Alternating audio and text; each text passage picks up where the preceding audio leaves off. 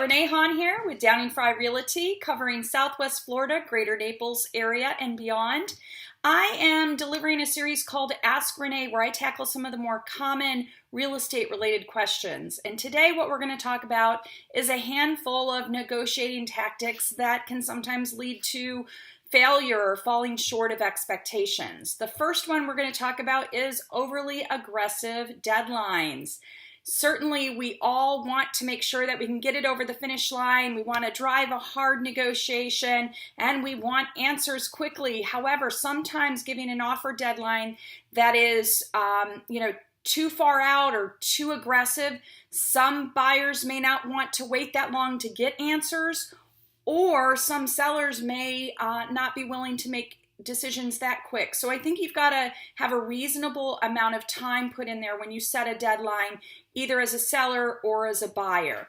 The second one, when we get confident and we ask for multiple bidders, if we're fortunate enough to have more than one interested party, to all bring their best and final offer. I've experienced this one myself. Sometimes that turns people off, and they don't want to get into a bidding war. So I recognize that, it's in your own interest to try to do that because you're trying to drive out a higher sales price, but recognize that when you do that, you could potentially lose buyers. There's no guarantee they're going to want to play ball. And if the strong offer walks away, then you're stuck with lower offers to choose from. The third one, getting greedy with inspections. This can affect both parties. Let me talk about it from a seller perspective. It's easy to get annoyed when buyers come back with a laundry list of requests that you take care of. However, I encourage you to consider how good the overall package is before refusing to make repairs. On the flip side, if you've gotten a really good list a sales price on a home as a buyer and you start nitpicking the inspections, that could also lead a seller to walk away from a deal. So I encourage both parties to always look at the overarching overall package and how attractive that is to you. Third one, getting frustrated as you go through the process. You've agreed on some things, you're moving forward in a negotiation, and you get frustrated, and you, as a seller, want to let the buyer know that you're going to put the house back on the market, and that's certainly always an option. But be cognizant of the fact that sometimes homes that go back on the market can have a stigma associated with them.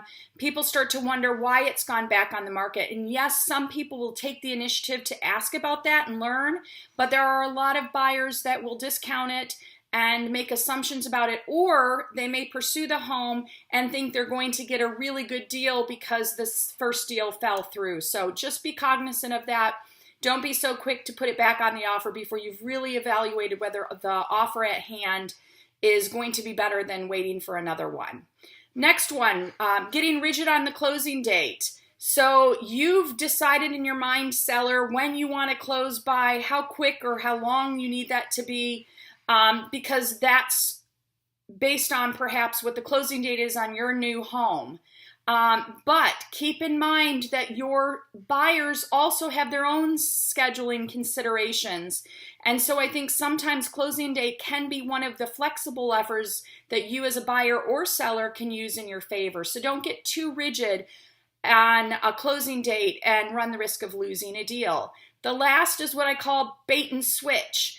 What I mean by this is you've got possessions in your home that are assumed to go with it, such as chandeliers, light fixtures, faucets. You'd be surprised.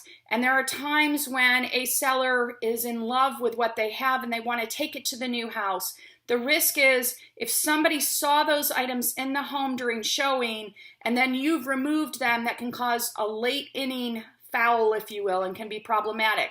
So what I always share with my sellers is make sure that if you don't plan to leave it, get it switched out before we even photograph it and get it on the market. That way there's no confusion. If you love that chandelier in your entryway and you have to have it, that's fine. Let's go get a new replacement one before we take the photos, before we do showings.